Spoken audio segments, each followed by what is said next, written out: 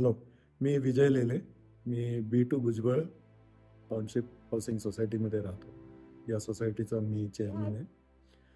आमची सोसायटी ही बिल्डिंग ही 2008मध्ये कन्स्ट्रक्ट झाली आणि 10 साधारण पूर्ण ऑक्युपन्सी इथे आली आहे. ही सोसायटी आम्ही चांगल्या तऱ्हेने चालवायचा प्रयत्न करतोय.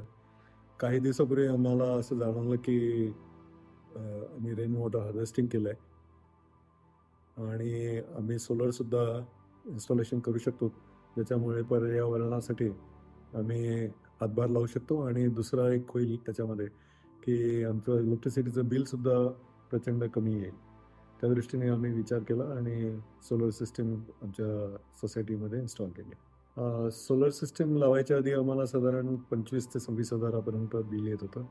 आमच्याकडे सबमर्सिबल पंप्स आहेत, लिफ्ट आहे आणि संध्याकाळच्या वेळेचा लाईटिंग लोड आहे. सोलर सिस्टीम लावल्यानंतर सध्या बिल 2,000 ते 3,000 येत आहे. पण ते अजून स्टेबल झालं नाही, कारण आम्ही लावल्यानंतर काही दिवस पाऊस आला, काही दिवस ढग आले. मला वाटतं अजून 3-4 महिन्यानंतर त्याच्यात पूर्ण क्लॅरिटी येईल. माझा अंदाज आहे की 2,000च्या आसपास बिल येत राहील. परिक्रमाबरोबर काम करताना आम्हाला चांगलं समाधान झालं. त्यांनी टेक्निकली आम्हाला बऱ्याच गोष्टी समजावून सांगितल्या.